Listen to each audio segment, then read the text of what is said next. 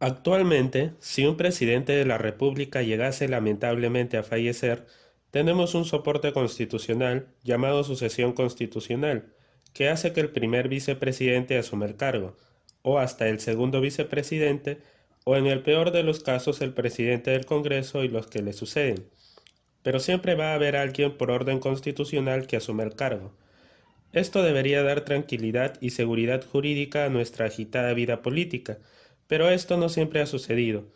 De hecho, en la mayoría de las ocasiones que un presidente peruano ha muerto en funciones, ha sido en el contexto de una profunda crisis política o esta ha sido generada posteriormente. El primero en fallecer en el cargo fue el mariscal Agustín Gamarra, quien ejercía su segundo periodo como presidente y dicho sea de paso, es el único presidente del Perú que ha muerto en el campo de batalla. Sucede que Gamarra, después de ser desterrado por Felipe Santiago Salaverry, con el apoyo de Chile, desembarca en el estado norperuano, derrotando a Orbegoso y proclamándose presidente provisional del Perú. Aunque derrotó finalmente a la Confederación en la batalla de Yungay, fue ratificado como presidente. Gamarra no dejó su obsesión de anexar Bolivia y les declaró la guerra. Gamarra ocupó La Paz, pero los bolivianos pasaron a la ofensiva y ambos ejércitos se encontraron en Ingavi el 18 de noviembre de 1841. Poco después de comenzar la batalla, Gamarra cayó mortalmente herido por dos impactos de bala en el hombro derecho y en el cuello. Sus restos quedaron en manos de Bolivia hasta que fueron repatriados en 1849. Diferente fue el caso de Miguel de San Román, quien accedió al poder por las elecciones de 1862, al finalizar el segundo gobierno de Ramón Castilla. Hubieron tres candidatos: Miguel de San Román, Juan Antonio Peset y Juan Manuel del Mar. Pero los dos primeros se aliaron y San Román fue elegido presidente para un periodo de 4 años, pero solo gobernó unos meses. Su estado de salud se agravó el 30 de marzo de 1863, diagnosticándosele una enfermedad hepática y renal. Falleció el 3 de abril de 1863 en los brazos de Ramón Castilla y en compañía de Vivanco y Echenique. Como sus vicepresidentes estaban fuera de Lima, Ramón Castilla asumió el mando interinamente hasta que pocos días después llegó el segundo vicepresidente Pedro Díez-Canseco.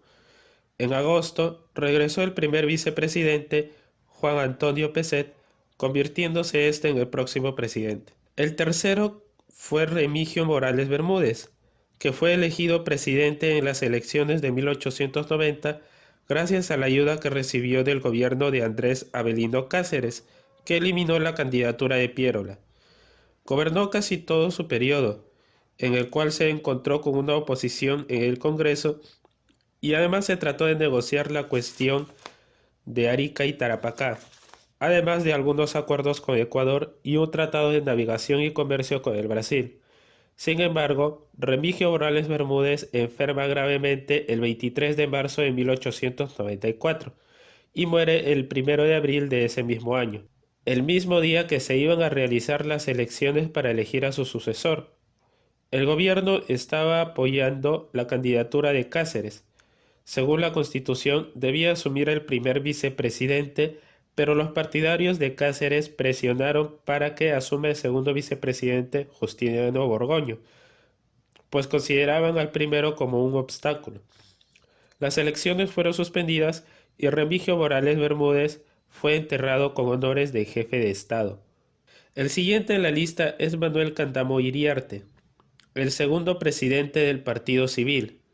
Llegó al poder por las elecciones de 1903, donde estuvo como único candidato. Tuvo como primer vicepresidente a Lino Alarco, quien falleció antes de la toma de poder, y como segundo vicepresidente a Serapio Calderón, que quedó como único vicepresidente.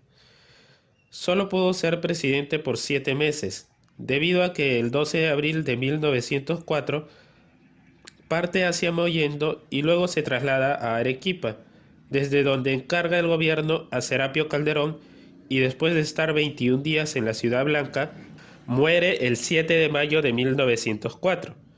Se dice que fue por gastar mucha energía al atender asuntos de su gobierno, debido a que había desarrollado un tumor canceroso y una deficiencia cardíaca.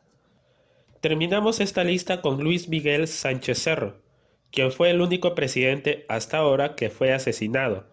Sánchez Cerro ganó las elecciones de 1931, principalmente frente a Víctor Raúl Haya de la Torre del Partido Aprista Peruano. Los partidarios del APRA nunca aceptaron el resultado. Durante su administración, se tuvo una crisis política por la intensa oposición aprista. Se promulgó la Constitución de 1933 y se dio una guerra contra Colombia. Curiosamente, el 30 de abril de 1933, Sánchez Cerro pasó revista a las tropas que iban a combatir contra Colombia. Ya estaba por retirarse en un auto descapotado, pero un sujeto se abalanzó sobre el vehículo y con una pistola hirió mortalmente a Sánchez Cerro por la espalda. Este fue llevado al hospital, pero no se pudo evitar su muerte. Su victimario se llamaba Abelardo Mendoza Leiva, quien años atrás se había afiliado al partido aprista.